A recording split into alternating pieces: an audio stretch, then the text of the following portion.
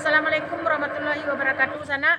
Kini kami dari tim JP2 Group Channel telah tiba di Dusun Ubunone, Jorong Tolang, Kenagarian Tolang Maur, Kecamatan Mungka, Kabupaten Limau Purwakarta, Sumatera Barat.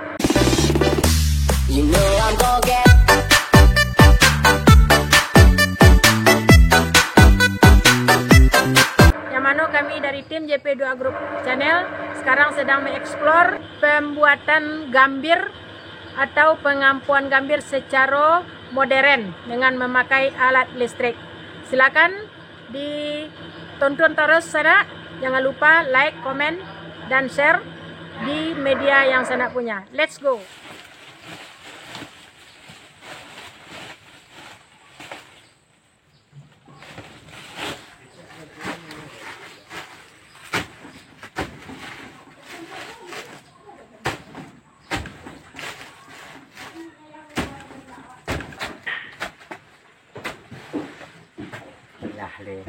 Đi đó, các bạn đây.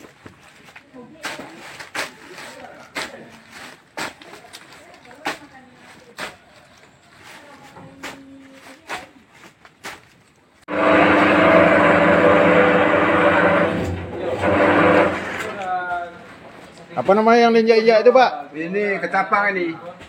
Gunanya? Ketapang siap ditumbuk. Gunanya ini untuk cepat beku dia. Oh, biar airnya cepat beku, saripatinya cepat beku. Ya. Oh, gitu.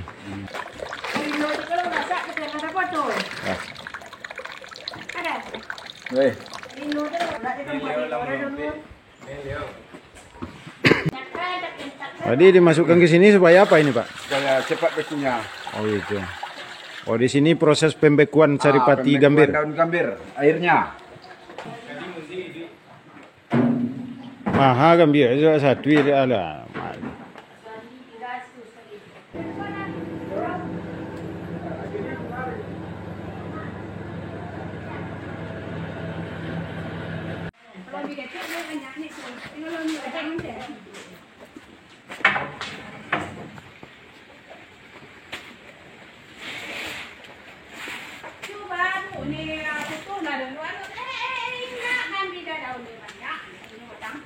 Nah, inilah sana cara proses pengolahan daun gambir.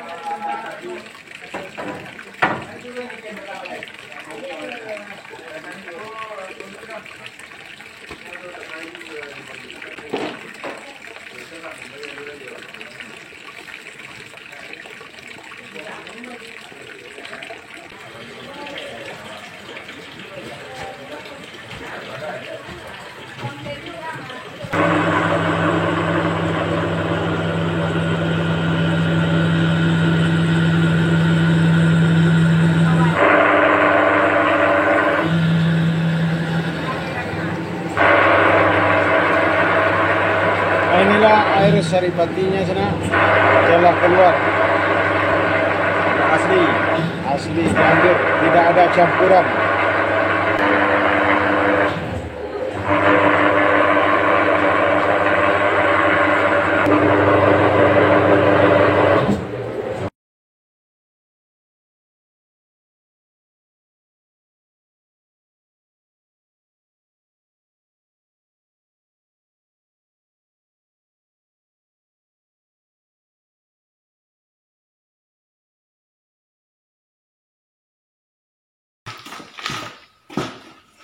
Halo sana, bagi pengolah atau pengusaha gambir Kabupaten 50 Kota sampai ke Kapur 9 Pangkalan, kalau ada yang ingin mencoba cara proses gambir dengan mesin, silakan hubungi Anggun Dusun Talang, Kecamatan Muka.